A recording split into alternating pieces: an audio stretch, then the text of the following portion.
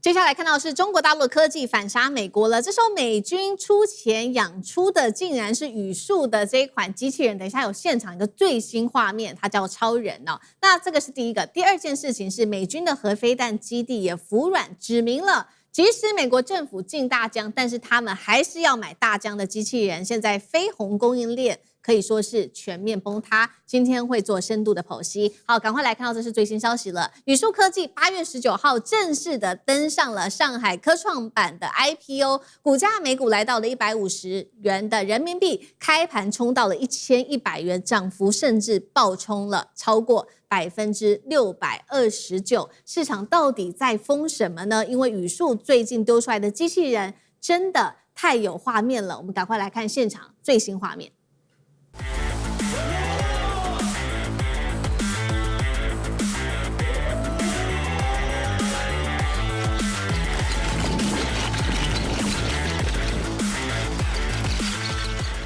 您剛剛看到是在17日這一天最新公開的新型的人形機器人，它叫做 Superman。我們來看到它的一些基礎的小檔案哦，最高速度可以達到12公尺，什麼意思呢？它已經打破了牙買加當時呢短跑傳奇人物博爾特100公尺的記錄，而且剛剛我們也看到它一直這個上下跳嘛，這個跳躍最高的高度甚至超過了2公尺，突破了人類的極限，因此備受關注。這一次語速的成功也和這個美國竟然有深度高度的關係哦，尤其我們要來看到來自於路透社的獨家報道，他說語速當初成名是靠4足機器人的，那它的源頭竟然是美軍所資助的一個研究，當中美軍資助的就是它的 MIT 的研究，後來呢中國大陸就使用它這個公開的技術來做4足機器人，所以呢意思就是說大陸在拿到了美國的這個公開技術之後，就快速的把它工程化、商業化，最後試錯之後迭代更新，甚至量產，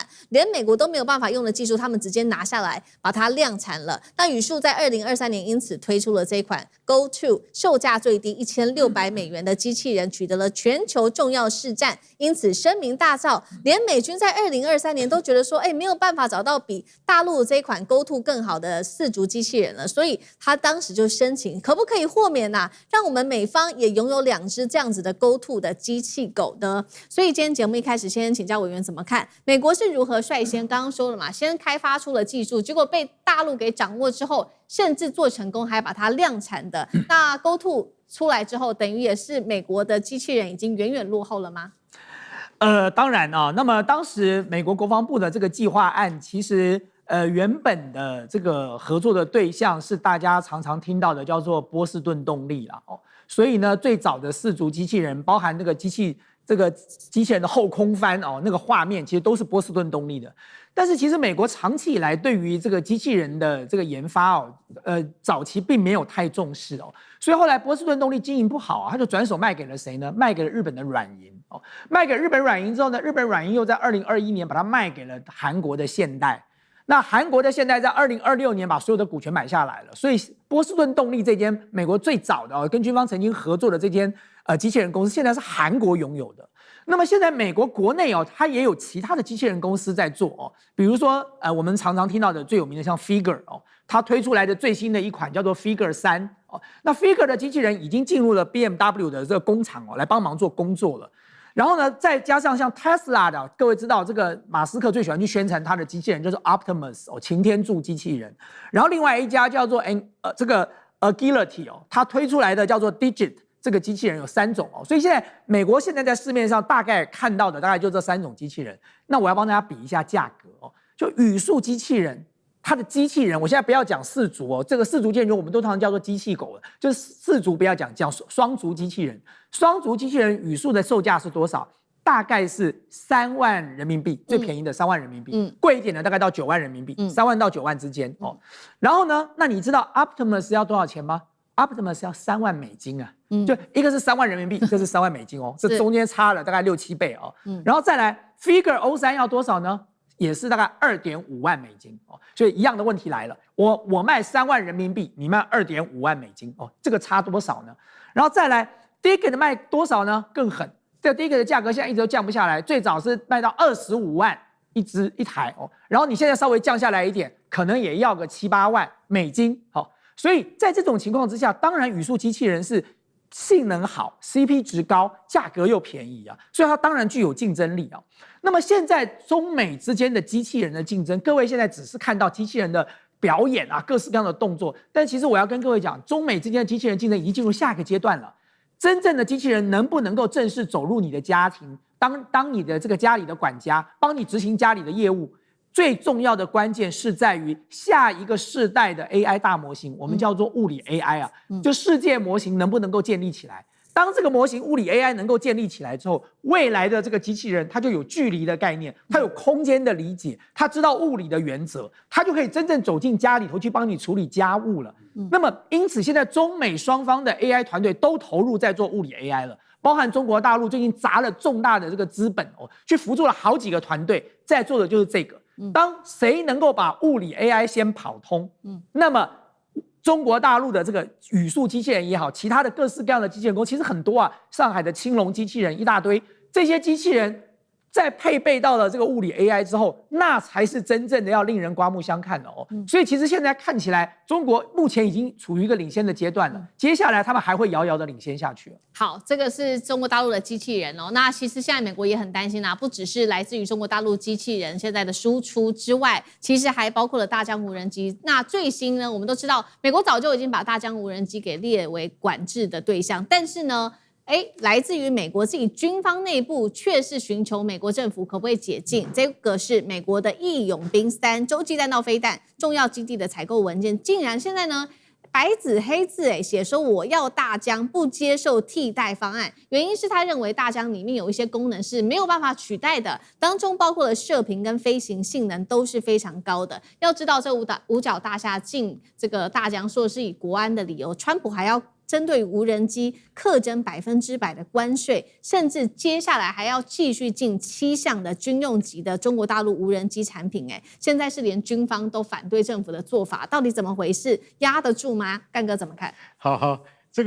個真的非常有趣。這發生在哪裡？發生在美國的那個蒙大拿跟懷俄明2個地方。為什麼？那個地方叫做美國飛彈基地的最重要的指揮中心，好不好？那個都是深埋在地底下，這個幾百公尺底下。那為什麼要買大疆的無人機？而且他們用那個白紙黑字，用一個 A4 紙，就是說我要大疆，我就是要大疆，其他免談吶。他想說，中國製的無人機這麼屌啊，屌到說已經可以到，就是連美國飛彈基地的操作人員都說我只要大疆。不是，我解釋給大家聽，就是說，因為大疆的特性是其他廠商做不出來的，它有3個特點。第一個特點叫專有電子協議啊，這個非常專業，這要問大千的。另外一個叫射頻特徵非常專業。第3個叫飛行能力。他說，光這3點，美國自己本身廠商做不出來，只有大疆自己做得出來。還有最重要的價格，拜託，美國自己做的一台要多少錢？要6萬美金、8萬美金，不用，大疆只要3萬美金，一半的價錢就可以了。所以我們要買6架而已。買大疆的無人機要做什麼？我是飛彈基地，附有美國核子戰的時候最後一級的功能，我幹嘛要買大疆的無人機？因為就是可能在最後一級的時候要防備來自中國的無人機威脅，所以我們現在要開始訓練操作員如何反制這些可能入侵的中國無人機，所以你一定要買中國的大疆無人機，你才能有辦法來演練，拒絕所有任何其他廠牌詢價、協議、探尋，通通不要，只要大疆。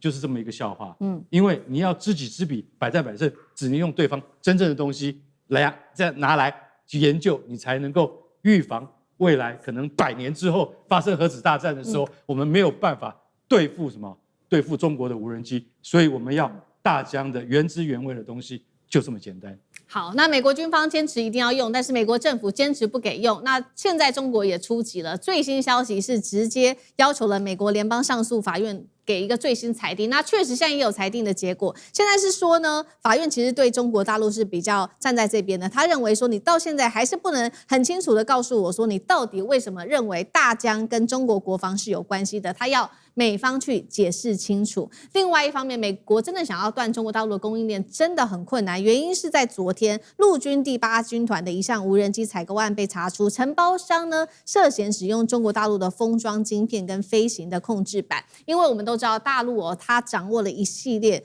的这個無人機相關的供應鏈，從這個飛行的控制板、晶片、馬達、攝影機模組、導航，全部都有用到。你真的要去中化，有可能嗎？聶老師怎麼看？ OK， 我覺得現在大家都已經很清楚知道，美國製造業空洞化，所以要 MAGA， 但是非常難。但是中國呢，相反的呢，它中國製造2025的這個文本之後呢，發覺它要把這種人製造強國嘛，資訊化、工業化，現在真正製造強國就是中國。當它一邊製造中國變成製造業強國之後，它會出現一 C 加2 Q， 就是 cost down， 就成本非常低。第二個呢 ，quantity 會量產，沒有錯，會產能過剩。但是還有第三個，就是良率增高，叫做 quality 也很好，所以一 C 2 Q。當然這個時候呢，造成全世界害怕，哇，東西又便宜，到處去賣，甚至告你當品，就開始限制，這是第一個飛鴻。第二個呢，一覺得太利好，可能會造成所謂的國安風險，又開始在限制你。這時候你就會發現，這個出現兩極了。對中國來講呢，它就會出現了所謂的產能過剩，產能過剩它就會大家又在飛鴻供應鏈賣不出去，它就會內卷。一旦內卷，價格就越來越低，那國際壓力就更大。那除了這個中國之外，其他國家只要飛鴻，尤其像美國，它的需求還是在啊。你有飛鴻，它更需要產生的超額需求。一旦超額需求，價格就